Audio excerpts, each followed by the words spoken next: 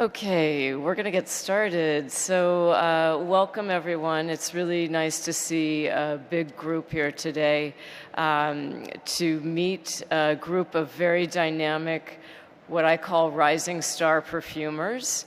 For those of you who don't know me, my name is Karen Marin. I work with Excensional, contributing to the website, to writing articles, bringing you the most interesting stories about what's happening in the niche world. And I'm also affiliated with Excense to help produce the workshops. So today it's all about young perfumers who, the three people on this stage are three people that I've met over the past couple of years that are extremely gifted and all in different ways. I've written about all of them, and I'm very proud of all of them for so many different reasons. And I wanted to bring them together and have them present themselves to you, tell a few stories about the fragrances that they've created, and then at the end of the session, we'll give you, for anyone who's a aspiring perfumer, maybe a few tips about what advice they would give their younger selves. Okay, so we'll go ahead and get started, and we'll start just by having each person present themselves and tell a little bit about who they are. Maya, you're on the far end. Why don't you go ahead and start? Sure. So my name's Maya Njai, and I refer to myself as an independent perfumer. So I have a brand. I'm based in London, and I make fragrances based on my heritage, half Swedish, half Gambian. I started blending about 10 years ago. The brand is about coming up to 8 years old now.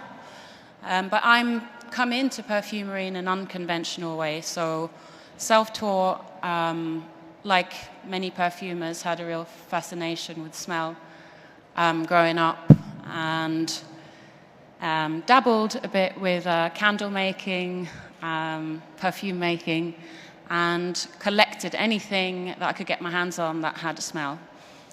Collecting, by the way, is just a nicer word for hoarding.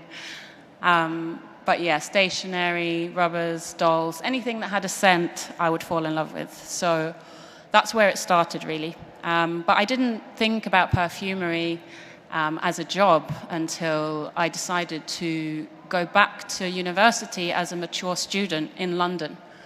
So I've been in London, for 25 years now, and after having my daughter, I decided to go back to school. And it was to study surface design. So I focused on textile printing, wallpaper, ceramics. But the whole time I've been in London, and even before, I've always carried a camera around with me.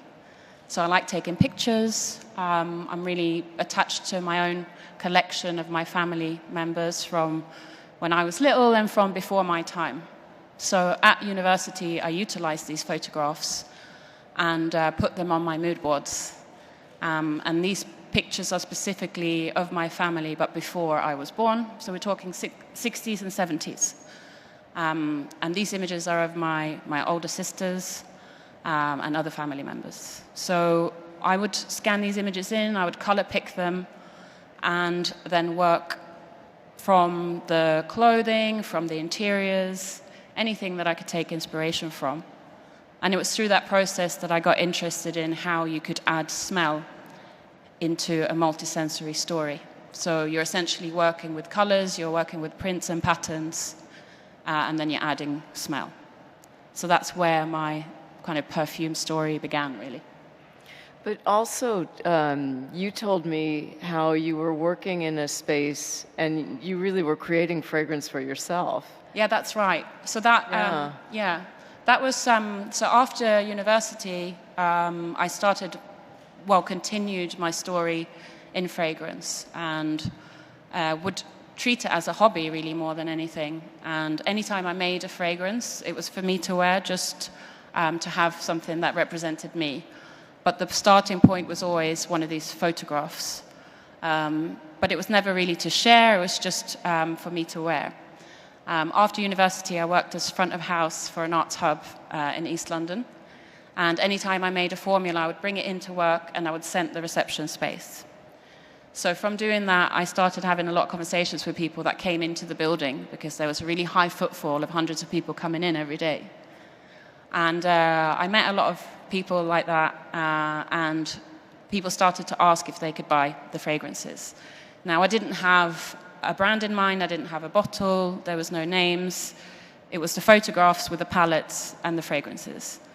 But I was really desperate to get out of that job, and if you get asked enough, and eventually you realize that that's what you're supposed to be doing. So I pursued what, all that perfumery entails and learned about cosmetic legislation, what it takes to put a perfume onto the market.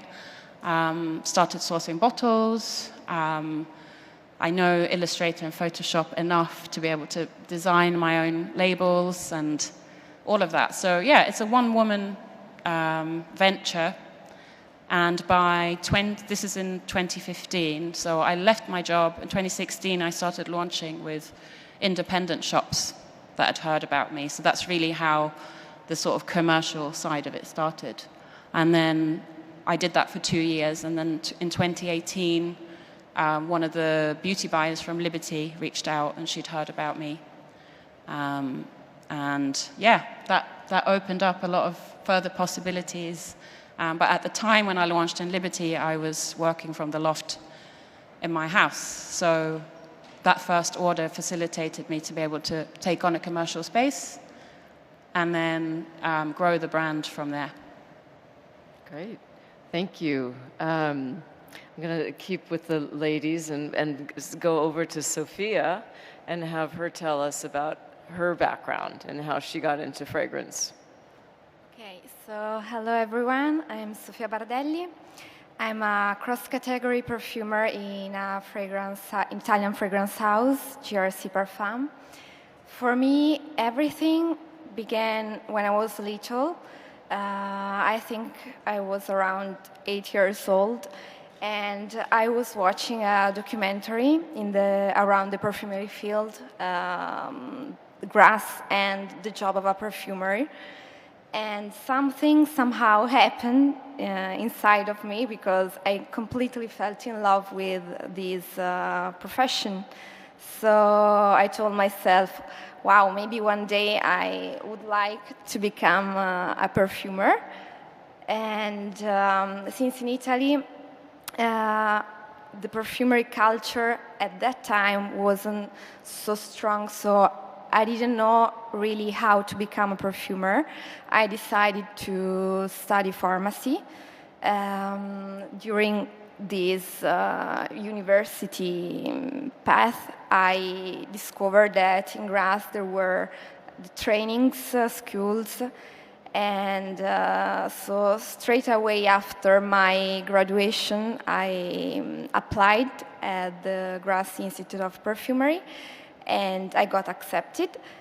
So I moved soon to Graz, and my training started. So everything begins with, of course, raw materials, studied the market, and after the training, I started working in a French company as an analytical perfumer. And in 2019, I came back here in Italy to work as a creative perfumer. And Sophia is extremely humble, but just at the end of last year, she was named the Rising Star Perfumer by Scent Explore. So, I'm twisting her arm to give her a little bit of a focus on that, but I think it's something that we need to know and express. So congratulations. Thank you. And now we go to Isaac, who has a completely different story. Hello. So the route I took was the route where you basically cross the planet. And yeah, so growing up in New Zealand, I was always really fascinated by smells. And of course, there's lots of nature everywhere. And as I got older, I just started collecting fragrances because I loved them so much. And there was really no intent behind that. I just did it kind of spontaneously. So the day when, it kind of clicked, the eureka moment when I realized that, if I have all of these bottles of perfumes in front of me in my collection, then someone must have that as a job. I was like, that's what I have to do. It just seemed so clear. But of course, the only issue was that I'm from New Zealand. So in New Zealand, it's not really easy to be a perfumer. So I started thinking, what can I do? I got a job in a pharmacy actually selling fragrances, because I thought, of course, even if I can't be on the creative side, I can still be involved with perfumes. So that, retail was made that possible. And then after doing that for about a year, I was a bit frustrated because, being a creative person, I really did want to kind of create my own ideas, but I didn't know what to do. And then on the internet, there was a lot of articles saying that you needed to study chemistry. And I was a little bit reluctant because I didn't want to spend 3 years getting a chemistry degree, only to find out at the end that I didn't have to. So I thought I'd better, really get some solid information on this before I go ahead. And around that time, Michael Edwards, the fragrance expert, was in Auckland giving a conference, and I wasn't important enough to be invited to his talk, but I gave a note to my boss and said, can you pass this to him, please? So she passed it to him, and then the next day he actually came into the department store where I was selling perfumes and said, you Isaac, look, I can't really answer your question about chemistry, but if you come to Grasse, there's a conference, and then if you go there, you'll be able to talk to people, and it won't be secondhand information. You can talk to real perfumers. So a few months later, I turned up in Grasse, and of course, he couldn't believe that I'd actually come. It was this random conversation with this kid in New Zealand, and I actually turned up. So straight away, he introduced me to some people, the famous perfumer Martin Gras, and so he introduced me to his boss, who was Roger Smith at the time. And Roger said, no, don't study chemistry. Perfumery is an art. If I was you, I would go to this school in Milan where you can study the 5 senses and you can focus on, the olfactory sense. So I said, that's great, but just, how much? And then in the end, he said, look, I'll give you a scholarship. So basically, I called my mom and I said, I'm not coming back. See you next year. And then, actually the school wasn't going to start for a couple of months, so he said, come and be an intern at the Paris office. In the meantime, it was Dragocco at the time. So Dragocco became Symrise. So I did 2 years in Milan, and then after that became a trainee perfumer with Françoise Marin in Paris, doing the Jean Carl method. And then with the merger with Dragocco and Harman Reimer, basically, they stopped the perfumery training, so I became the assistant of Maurice Roussel, which was kind of a formation in itself. And then I finally completed my training in Holzminden in Germany a few years later. And then you went to Brazil. Right, and then because Brazil is such an important market for us, they wanted me to spend 6 months there. And that turned into 10 years. In fact, it's funny because I met Isaac, we realized when I interviewed him about a year ago that we had met each other through Michael Edwards at a dinner, and it was right before he went to Brazil. And so it's funny how this is such a small industry where you make contacts and then people come back around. So here it was that I met him when he was really young and junior, and then had this 10-year experience in Brazil, and then I meet him again here in, it was in Paris, and then here he is today. So what we want to do now, I thought, because the theme of Excellence is metamorphosis, that it could be really interesting if each perfumer presented to you a fragrance that represented that theme, one that they have created. So I think we'll go ahead and get started with the first perfume or fragrance that, let's just skip ahead here, is Maya's fragrance, which is called Voyeur Verde. So the cards are going to be passed around right now, and in the meantime, I'll have Maya explain it to you. Thank you. So I chose Voya Verde for a few different reasons. So the first one being that the other fragrances that come before Voya Verde are based on my family photos. So it's the first one that takes you into sort of contemporary times, where it's a photograph that I've taken myself. And the formula I had been working on for a couple of years and wasn't really sure how to complete it. That's one of the questions I get asked the most. How do you know when you've finished your perfume? And it can be quite difficult. So I was at that stage, and at the same time, we found ourselves in lockdown. And one of the things that I decided to do was to buy a negative scanner and scan in all old films that I had, 35mm rolls of film. And this image was on one of the rolls, and that image was taken 10 years prior. And when I saw it, I realized how the Voya Verde formula was going to finish. So it allowed me to complete the formulation, and I called it Voya Verde because it's just seeing the green, basically, watching the car getting taken over. It's also interesting because metamorphosis relates to the picture in some way. For those of you who are wondering how this car's doing, it got put back onto the road, and it's still out there. So I thought it was an interesting fragrance to bring to light, because it's a fragrance that I released where I was already a brand on the market, whereas the other fragrances were just for me, which is also quite an intimidating place to be when you start formulating for other people and not just for yourself. So, yeah.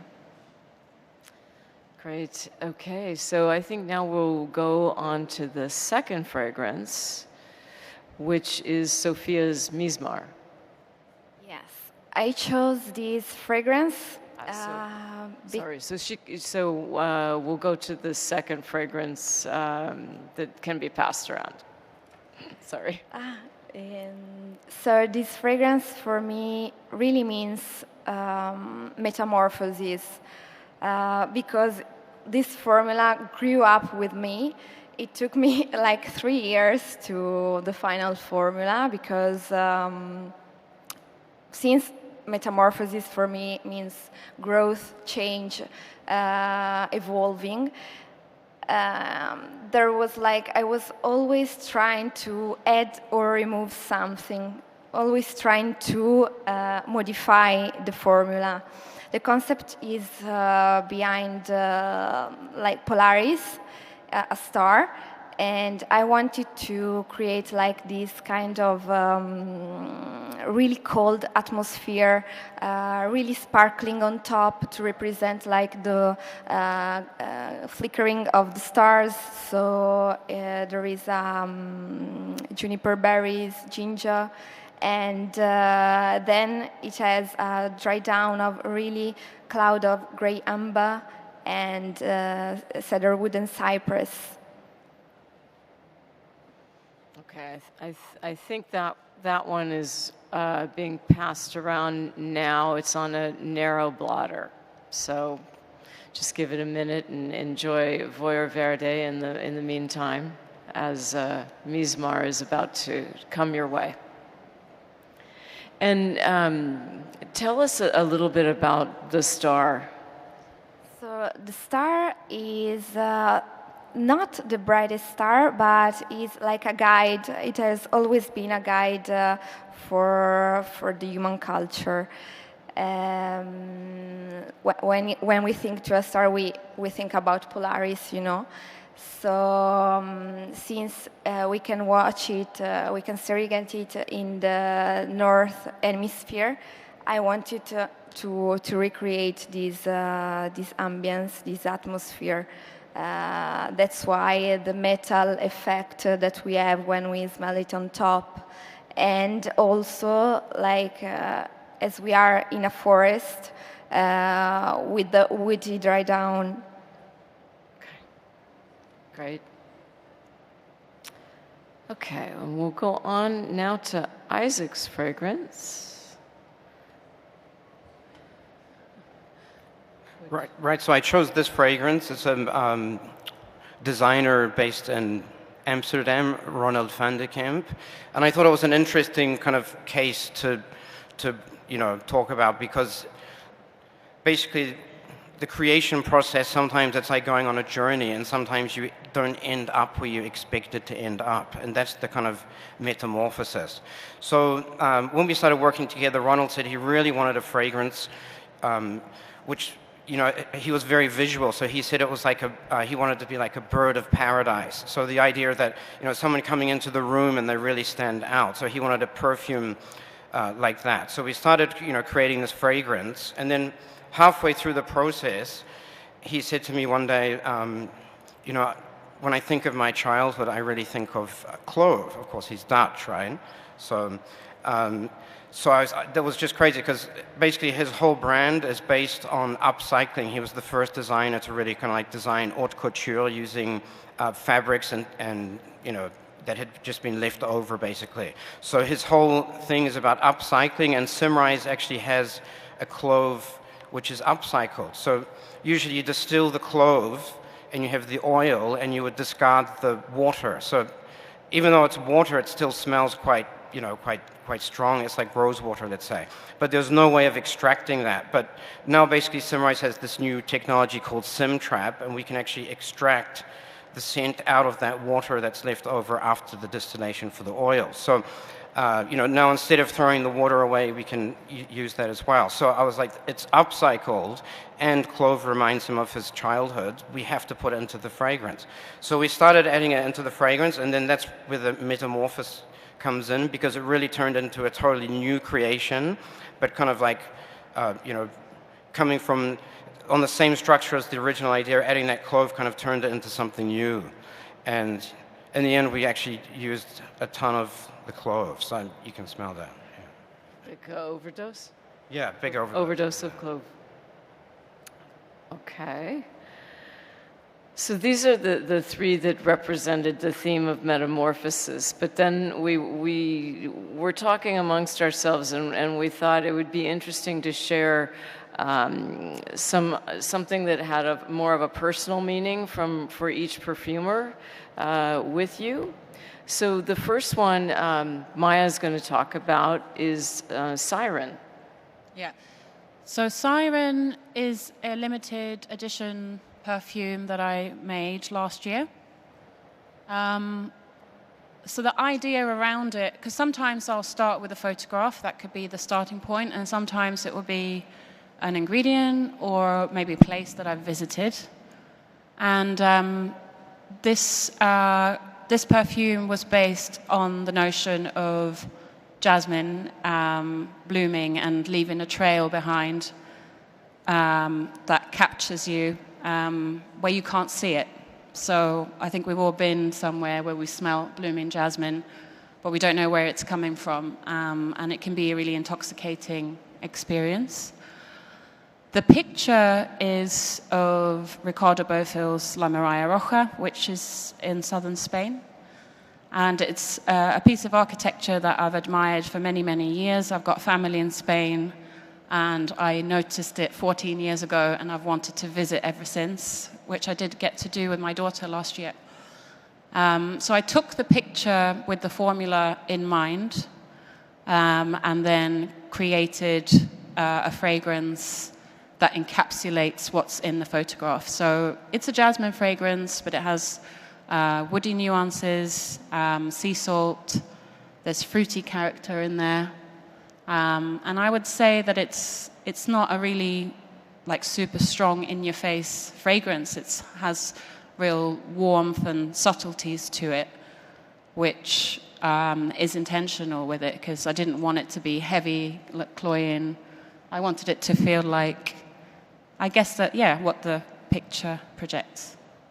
And I think that what's interesting with this is the creative process that she goes through is really about having a place and time and trying to bring that to life in an olfactory way. Yes. Yeah. Yeah, that's right.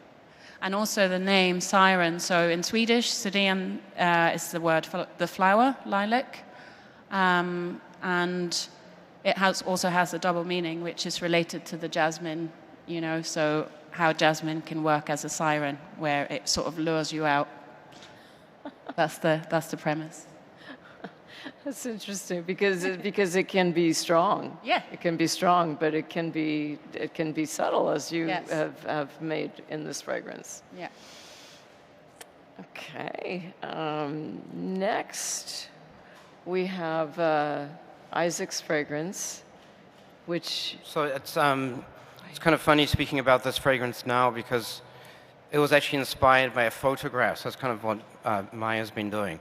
So Abel is a natural perfumery brand. It's 100% natural renewable, so there's no petrochemicals. And I'd already done a few fragrances for them. And the founder, Frances, said, let's do a new perfume. And she actually sent me a photograph of the view from her house. And she lives by the beach. So it's like, it was this amazing seascape on a kind of a cloudy day with one ray of light coming, you know, piercing through the clouds.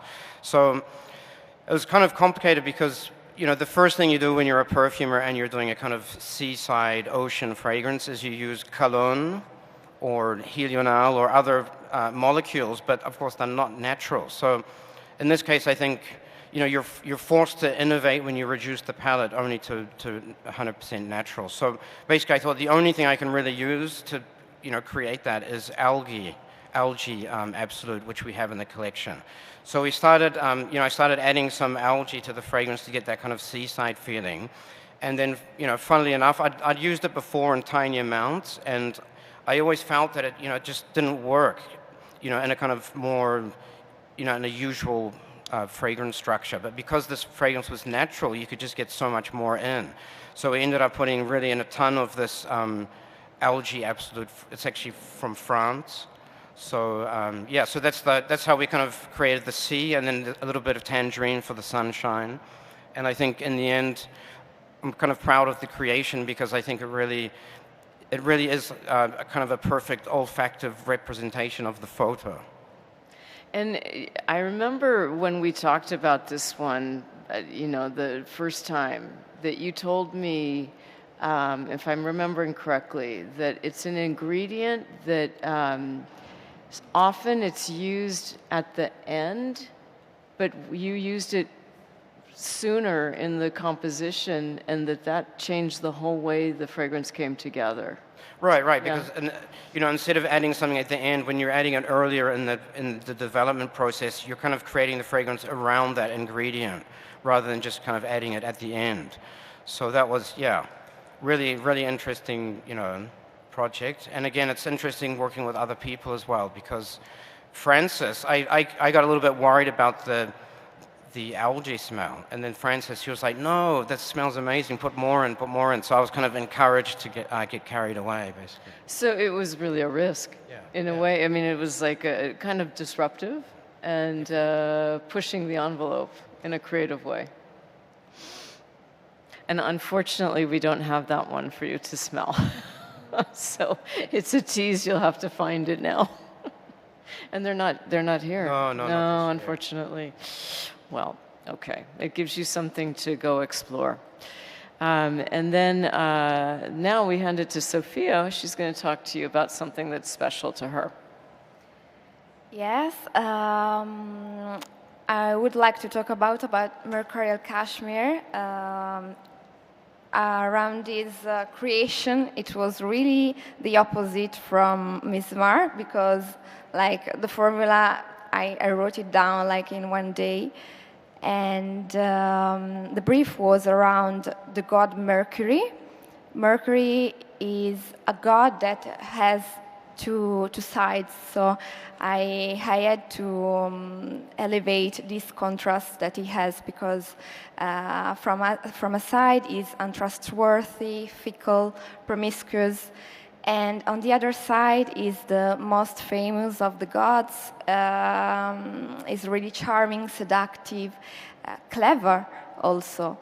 So I really tried to bring this in a seductive way, this fragrance, creating like a floral bouquet with tuberose, violet, and iris for the charm. And for the quick intellect, I use pink pepper and ginger. And also to create like this kind of dark side, I tried to bring out a sort of cashmere cloud and masks. And it was really interesting to talk about. Like it was like kind of creating something for a famous person, you know. Okay. And when did this one come out? I think in 2021. 2021. Yes. Okay. All right. And that is the last fragrance you'll be smelling today in this session. So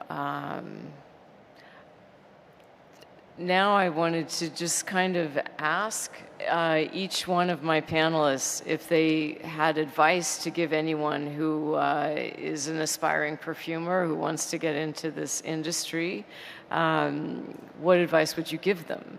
So Maya, you've had quite a learning because you are a one-woman show. Yeah. The advice I would give would be prepare for it to take some time. I think that's important. Nothing happens overnight. You know, a lot of preparation goes into it. I think another important aspect is to have something that feels genuine. You know, that is genuine, that comes from the right place, because I feel like if you do, then it sort of, it seems to work. And yeah, surround yourself with people that believe in you, and the things that you might struggle with, try and seek them out from other places maybe, because I think it's easy, especially if you're doing a lot of the elements yourself, to spend a lot of time on the wrong things. But that goes for any business, I would say. Yeah, I remember, if I'm remembering correctly, when we spoke all that time ago, that you said to me one thing that you did learn was, and being an independent entrepreneur, businesswoman, that you realized that at a certain point you wouldn't be able to do everything, and that you could find people that had the skill sets to help you out and to bring them on board. Yeah, 100%. And it's actually, sometimes it's hard to know where to put that, and what to outsource. But I think, when you grow, you learn to see where it's most needed. Yeah. Sophia, what would you tell your younger self? To be patient, to be sure, and to keep always a persevering attitude, because it's really important in this industry, and to be open to stimuli, and trying always to see things from different perspectives, because also you can grow your creativity with this. Keep an open mind. Yeah. Okay. So Isaac. Right, I would probably say be passionate, actually, because yes, you have to be super perseverant and patient, of course, but I think it's really hard to be perseverant and patient if you don't have the passion as well. So I think the passion is kind of the engine that helps you, really, get to where you want to be, and yeah, just keep going, and eventually you'll get there. I think if you believe in yourself, one way or another, you'll find a way. So, I mean, each of us has actually found a different way. So there's no rules. No, definitely. So with that said, I'd like to ask if there are any questions in the audience. Anyone would like to ask the panel? There's She's coming with the mic right now. There is one question up front, and don't be shy, because I know that people often have a lot of questions for this group. Thank you so much. I have a question for Isaac. Given the unbelievable world tour that you've done, how has it changed your approach to fragrance creation, the fact that you have been exposed to so many different countries and worlds, you know, Brazil, your home country, Europe? I mean, it's so different. So how has it enriched you or changed you as a perfumer?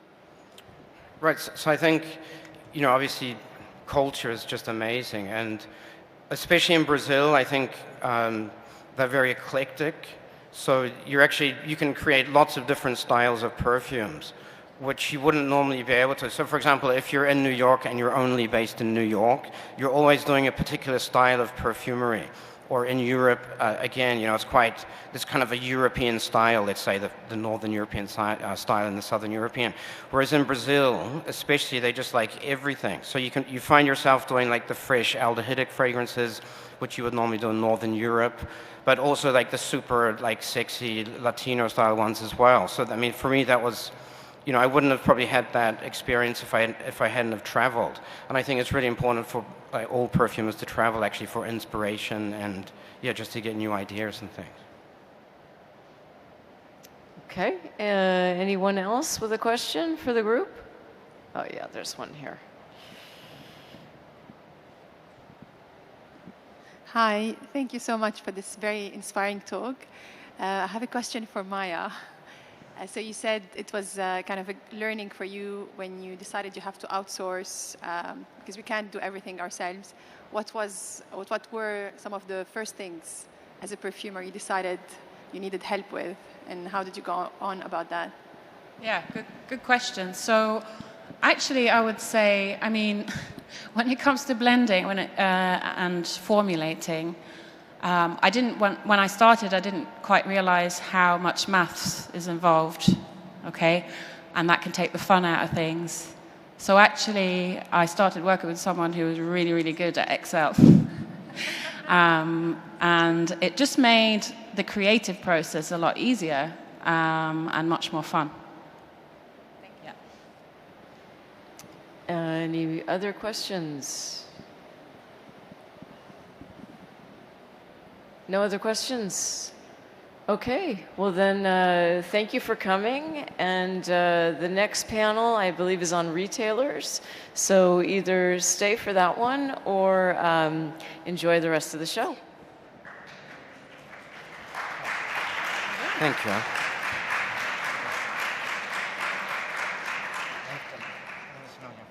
Oh, yeah. Likewise. Like passing them out. Yeah, me too. I was the same.